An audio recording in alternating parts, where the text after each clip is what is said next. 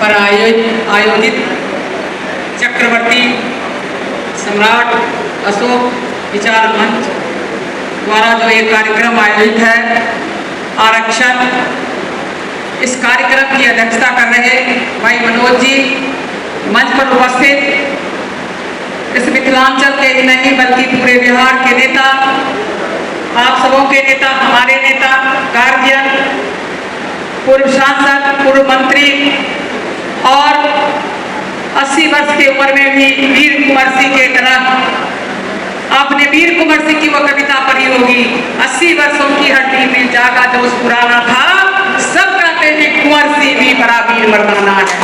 हम कहते हैं मगनी लाल मंडल जी बड़ा वीर मर्दाना है, बड़ा वीर मर्दाना। और इनके नेतृत्व में राष्ट्रीय जनता दल, मुझे पूरा विश्वास है ये जंग जीतेगी। यहाँ मंच पर उपस्थित हैं भारत सरकार के पूर्व मंत्री फातमी साहब, मंच पर उपस्थित हैं पूर्व विधायक सीताराम यादव जी, मंच पर उपस्थित हैं दो विशेषज्ञ राघवेंद्र जी, भाई जयंत जिज्ञासु जी, मंच पर उपस्थित हैं 74 आंदोलन के नेता और भारतीय जनता पार्टी से मधेपुरा से लोकसभा का चुनाव लड़े जेपी सेनानी विजय कुमार सिंह जी, और मंच पर उपस्थित हमारे सभी सम्मानित साथीगण, नेतागण और आप यहाँ इस हॉल में सभी सुनने के लिए आए हुए मेरे भाइयों बहनों नौजवान साथियों, चूंकि मैं तो 2 बजे आई हूँ लगभग, क्योंकि मुझे मालूम था कि अभी जब नहीं आए, 1 बजे का समय था और आप 12 बजे से ही बैठे होंगे इस कार्यक्रम के लिए। मैं बहुत समय नहीं लूँगी, ऐसी भी बात नहीं है कि मैं आपके बीच पहली बार आई हूँ और ऐसी ही बात नहीं है कि अब नहीं आऊँगी। हमारा आना जाना लगा रहेगा। अब तो हम भी राष्ट्रीय जनता दल के परिवार हैं, समाजवादी पृष्ठभूमि से तो आए ही हैं, मन मिजाज भी वही है, लेकिन अब मैं आती हूँ आज के आरक्षण पर जितने भी हमारे पूर्व वक्ता जिन जिन बातों का उल्लेख किया है उन बातों को मैं दोहराऊंगी नहीं, बल्कि उन बातों से अपने बातों को जोड़ते हुए मैं बहुत ही संक्षेप में कहना चाहूंगी कि आज़ादी के पहले जैसा कि कहा गया है, हम लोगों के नेता ज्योतिबा फूले, सावित्रीबाई फूले ने बहुत कष्ट सह करके शिक्षा का अलख ही नहीं जगाया, बल्कि जब हंटर कमीशन बना था अंग्रेज के जमाने में, तो उनसे ज्योतिबा फूले ने कहा था कि अंग्रेजी शिक्षा भी दो और जो कमजोर वर्ग के लोग हैं उन्हें सरकारी नौकरी में आरक्षण भी दो। कालांतर में हम देखते आए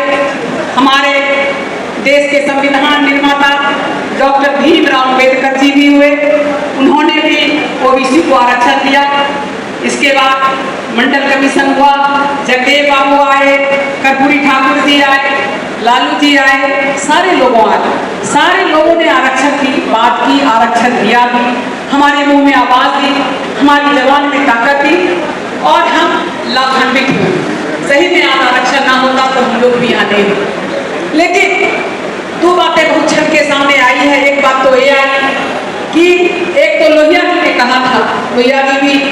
आरक्षण की बात करते थे, लोहिया जी एक पार्टी बनाए थे संसोपा, तो कहते थे लोहिया जी की संसोपा ने गाठी बार 100 में मतलब पावेसा, हाँ पिछड़ा पावे 100 में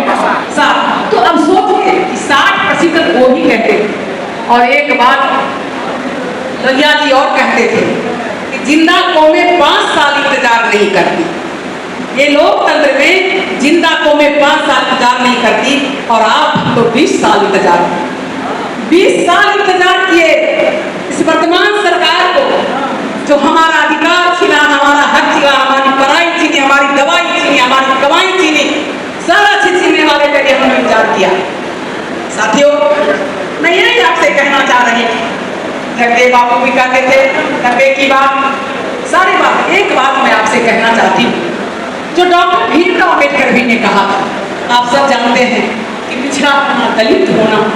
इस जमाने में कितना दुर्ग काम है, कितना कष्टकर काम है, कितना कष्ट करके आप सोच सकते हैं कि कितना कष्ट से आगे बढ़ना है। डॉक्टर अम्बेडकर ने कहा था कि इस दुनिया में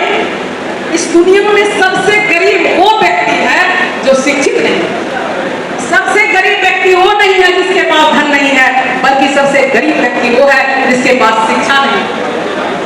डॉक्टर भीमराव अम्बेडकर ने यह भी कहा था